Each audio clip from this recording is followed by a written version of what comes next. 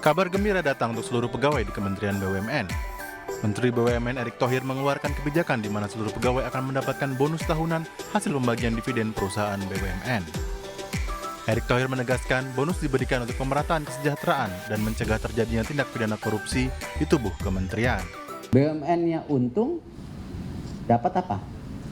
Bonus. Kementerian nggak dapat apa-apa. Nggak fair. Makanya apa? Terjadi jual beli jabatan dulu. Iri. Nah ini yang kita dorong sekarang apa?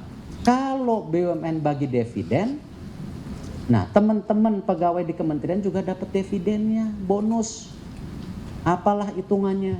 Nah Bu Menkyu udah setuju.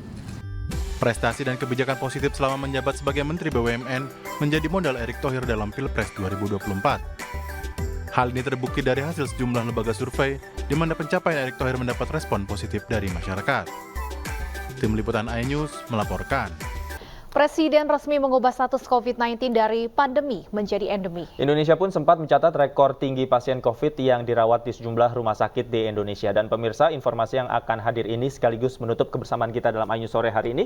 Dan Anda bisa menyaksikan siaran digital iNews TV di 28 UHF untuk wilayah Jabodetabek. Tetap jaga protokol kesehatan karena pandemi belum usai. Saya Davi Pratama. Dan saya Stefani Patricia. Terima kasih, selamat sore dan sampai jumpa.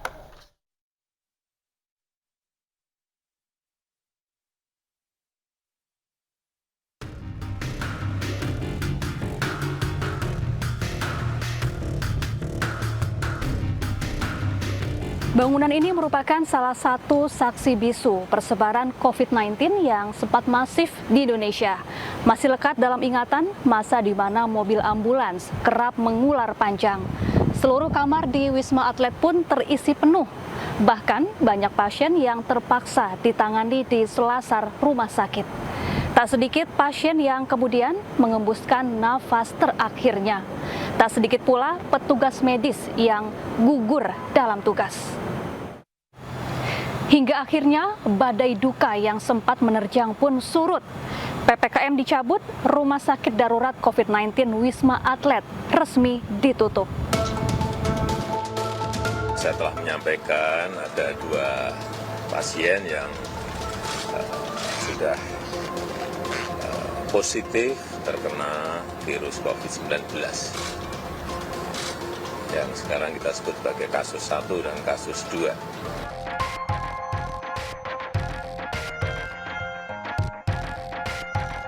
2 Maret 2020, Presiden Joko Widodo mengumumkan kasus pertama COVID-19 di Indonesia. Pasien pertama adalah 2 wanita asal Depok, Jawa Barat yang terinfeksi COVID-19 usai mendatangi klub dansa dan berkontak erat dengan warga negara asing. Kemudian dalam menghadapi pandemi COVID-19, pemerintah memberlakukan pembatasan sosial berskala besar atau PSBB di sejumlah wilayah di tanah air. Selanjutnya PSBB diterapkan di hampir seluruh daerah dan berganti nama menjadi pemberlakuan pembatasan kegiatan masyarakat atau PPKM dengan tingkatan level. Setelah mendapatkan banyak masukan dari para menteri, para ahli kesehatan, dan juga para kepala daerah, saya memutuskan untuk memberlakukan PPKM darurat sejak tanggal 3 Juli hingga 20 Juli 2021. Selain mematuhi protokol kesehatan dengan memakai masker dan mencuci tangan, pada masa ini masyarakat dilarang berkerumun serta beraktivitas di luar rumah. Selain itu, sekolah dan pusat perbelanjaan ditutup. Karyawan perkantoran non-esensial bekerja dari rumah. Selanjutnya, jumlah pasien COVID-19 yang terus bertambah membuat Wisma Atlet Kemayoran Jakarta disulap menjadi rumah sakit darurat COVID-19 per 23 Maret 2020.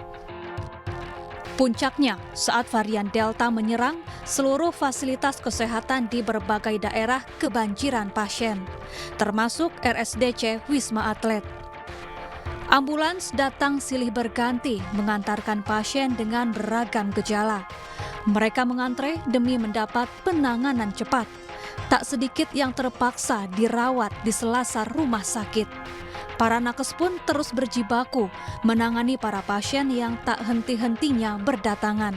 Tak sedikit pula nakes yang gugur dalam tugas. Sementara itu, tabung oksigen langka di pasaran. Banyak rumah sakit tak sanggup menampung pasien. Akhir Maret 2021, tempat pemakaman umum Rorotan, Jakarta Utara difungsikan sebagai pemakaman khusus jenazah COVID-19. Ribuan jenazah dikebumikan di sini.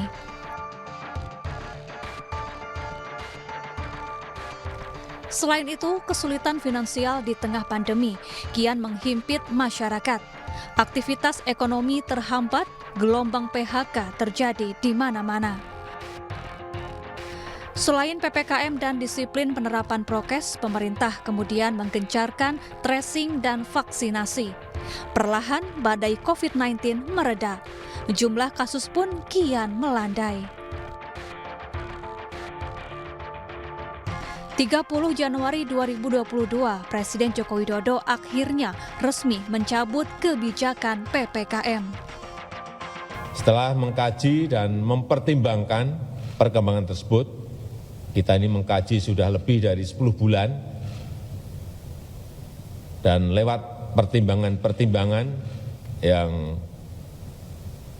berdasarkan angka-angka yang ada, maka pada hari ini pemerintah memutuskan untuk mencabut PPKM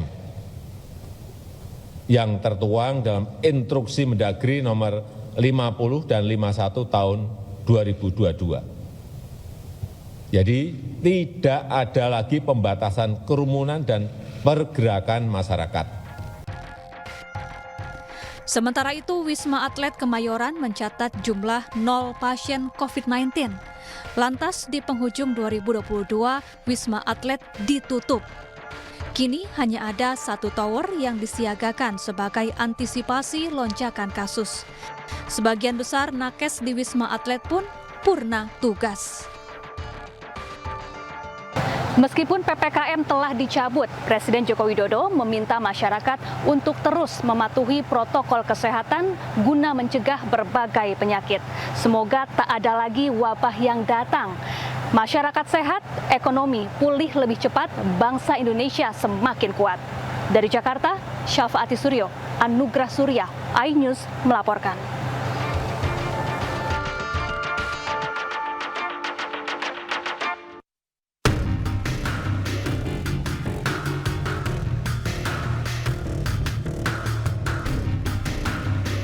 Bangunan ini merupakan salah satu saksi bisu persebaran COVID-19 yang sempat masif di Indonesia. Masih lekat dalam ingatan masa di mana mobil ambulans kerap mengular panjang. Seluruh kamar di Wisma Atlet pun terisi penuh.